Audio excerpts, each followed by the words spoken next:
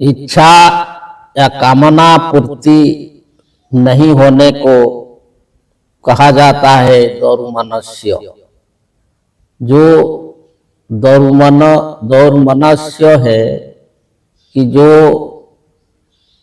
कामना करता है, इच्छा करता है, जो भौतिक सांसारिक विषय में रहता है और भौतिक जो विभिन्न प्रकार के वस्तु प्राप्ति को कामना करता है, तो इसका अगर पूर्ति नहीं होता है तो उसको जो है दौर्मनस्य बोला जाता है।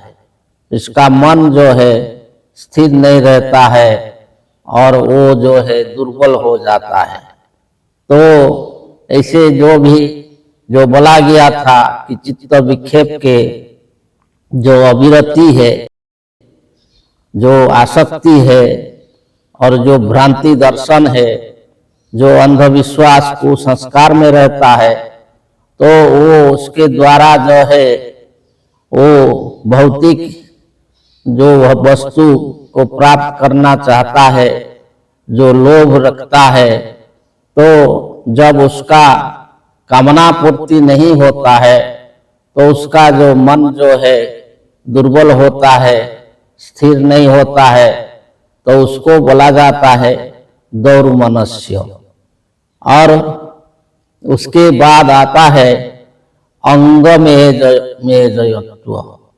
तो जो अंग मेजयत्व, अंग जो शरीर का जो विभिन्न अंग है, मेजयत्व अर्थात कंपन होना, कंपना, जो मज्रू कंपन धातु से जो ये शब्द आया है, तो अंग मेजयत्व अर्थात जो है चित्त विक्षेप में रहता है, जिसका चित्त विक्षेप में रहता है, विचलित रहता है, स्थिर नहीं रहता है, तो वो जो काम क्रोध लोभ में रहता है, तो उसका जो शरीर जो है, मन दुर्बल होने के कारण शरीर भी दुर्बल होता है और उससे जो है उसका शरीर में कंपन आता है और वो उठने में, बैठने में, चलने में जो उसका शरीर में कंपन आता है और जो वो शरीर स्थिर नहीं होता है, तो इससे जो है जिसका शरीर स्थिर नहीं होगा तो वो कैसे योग करेगा। तो वो जो शरीर जो कंपता है तो उसको बोला जाता है अंग मेजयत्व। और श्वास प्रश्वासा विक्षेप सह भुव। तो श्वास प्रश्वासा, श्वास और प्रश्वास, जो कि जो प्राण जो है, जो नासिका द्वारा, जो नासिका रंध्र के द्वारा जो भीतर जाता है, तो इसको बोला जाता है श्वास। और जो बाहर आता है उसको बोला जाता है प्रश्वास। तो जिसका जब योगी योगस्थ होता है तो उसका जो है श्वास प्रश्वास स्थिर होता है। वो प्राणायाम के द्वारा उसका जो श्वास प्रश्वास का गति जो है रुक जाता है, स्थिर होता है।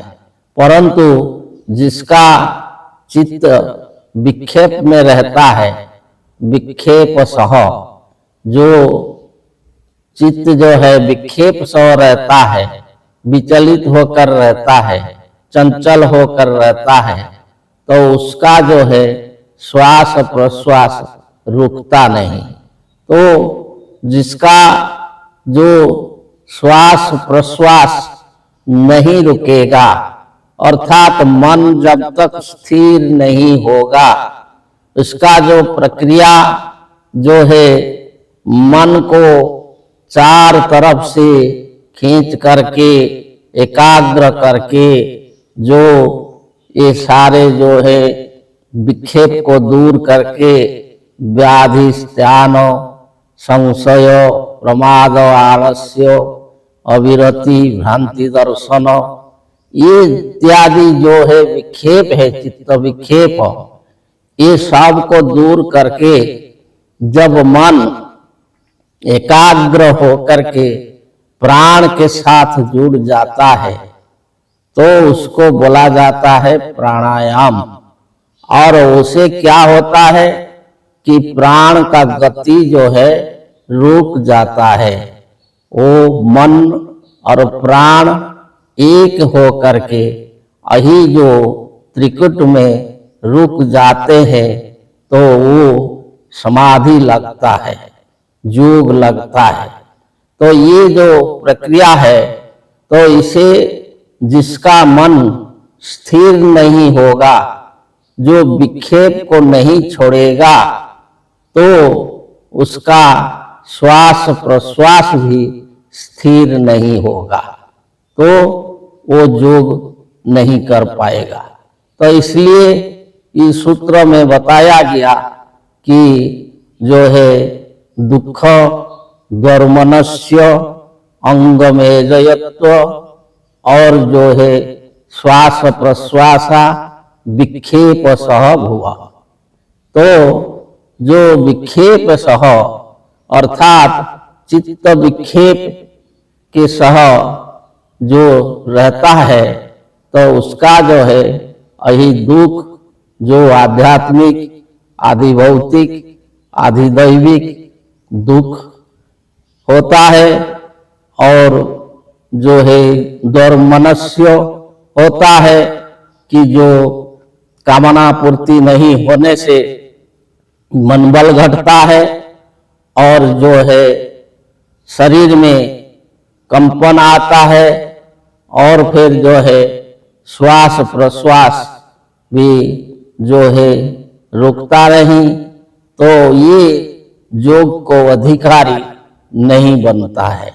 जो योग का अधिकारी बनने के लिए पहले तो वो चित्त का विक्षेप को स्थिर करना पड़ेगा, और जो है ये इसे जो है दुख के सबूत से मुक्त होना पड़ेगा।